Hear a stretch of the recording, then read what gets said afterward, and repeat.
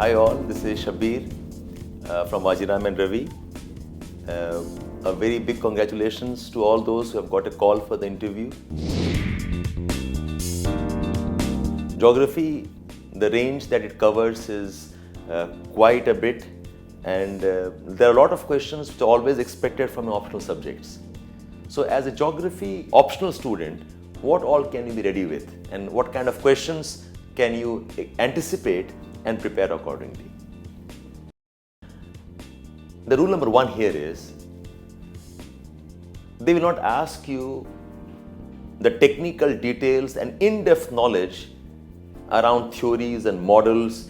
You don't have to start looking up and clarifying geographical thought and models of urban settlement and urban development. You don't have to get into the details of agroclimatic classification or the models of slope development. All that not required. Yes, the board has certain people from academic backgrounds, but more often than not, they will be senior vice chancellors, they could be probably senior educationists, and they know better than asking you topics from an optional where they know that you already have given examination. They can always ask you, maybe, can you name an important geomorphologist? They can ask you what are the urban problems, or what is the scope of geography. Those type of generic questions are possible, but not ask you explain in detail what are the pros and cons of Baudeville's theory and growth pole concept. They won't ask you on what is the model of Ekman transport and ocean circulations. You don't have to get into those details. Quickly revise through the syllabus headings. So that's one way of keeping geography manageable. The second rule is, the kind of subject geography is, one obvious question they can ask you is, why geography? When you had options of other subjects and maybe your background is different, you're an engineer, you probably are a technical graduate, or even otherwise, some of you even from economy background, why have you taken geography?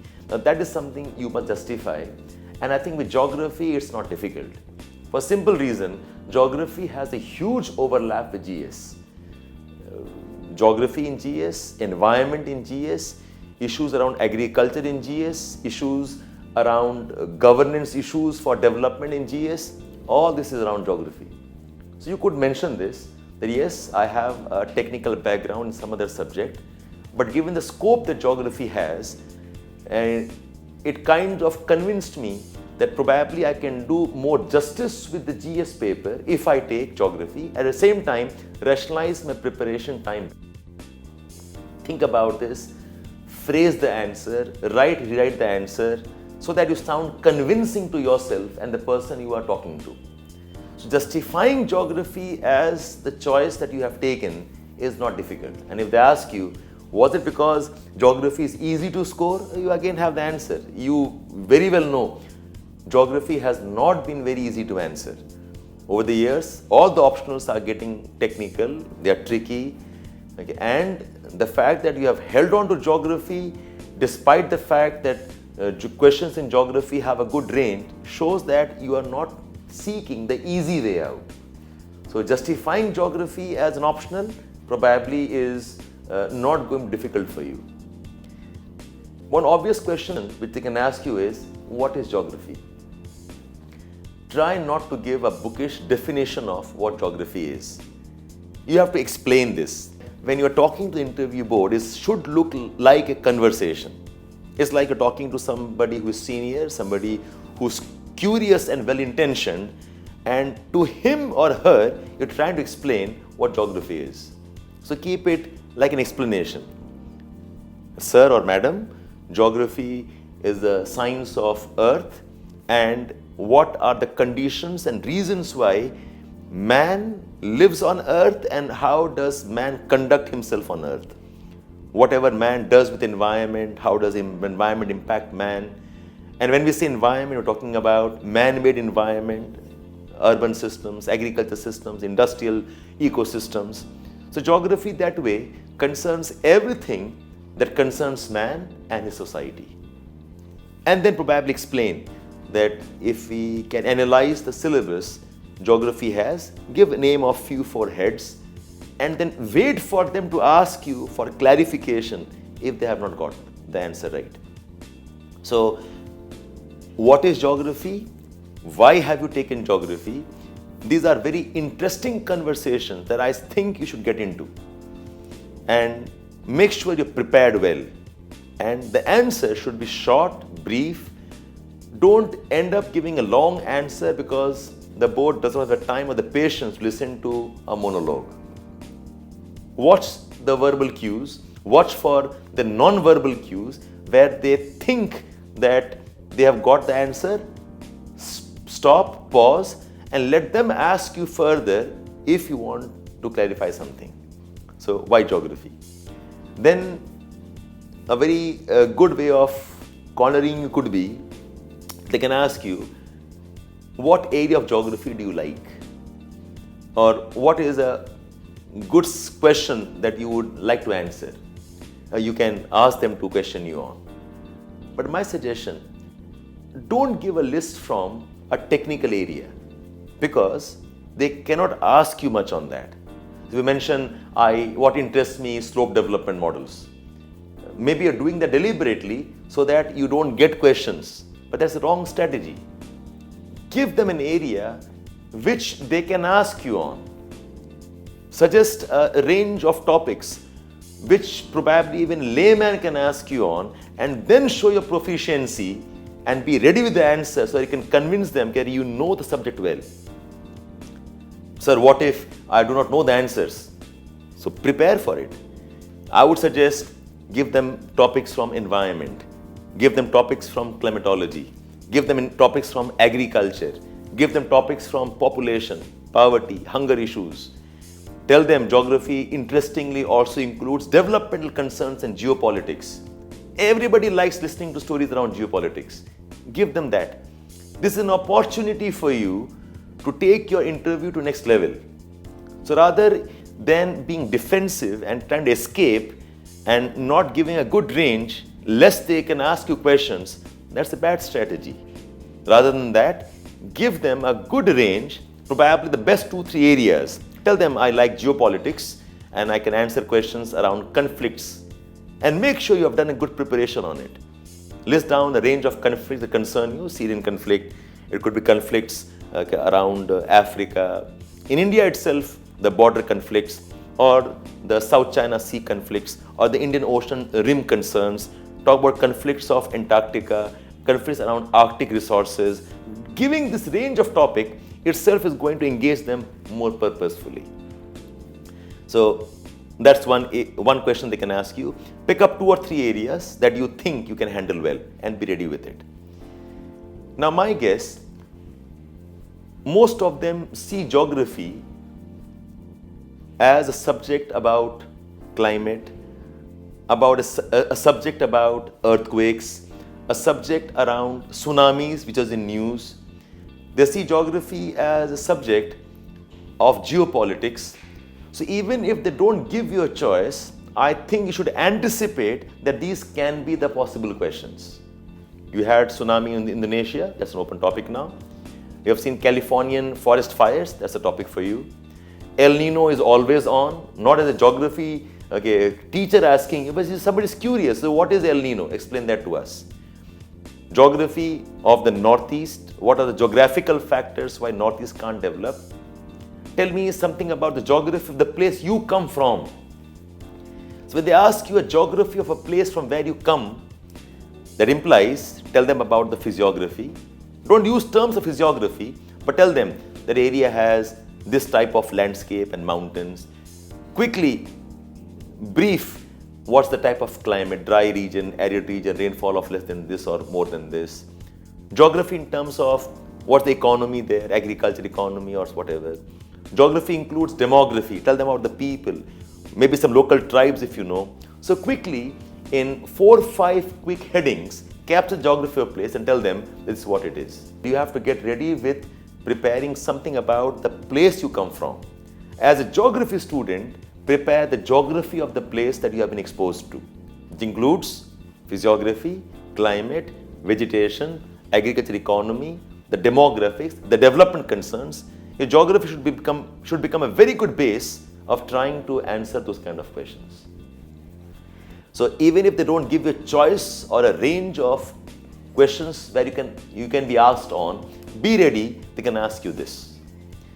Another question that people are asked, what's the difference between geology and geography? So you can answer that now. Geology is more around rocks and minerals and resources and the endogenetic processes, even some bit of denudation. It's about landforms. But the man angle is part of geography. Not to say that geology doesn't include the man angle, because the moment we have minerals and exploration, there's a man angle. But geography is more than that. Plus, geography also has the non-geology part. We have climatology, we have oceanography, we have human geography, population, and the rest. So that's one discussion you can be asked on.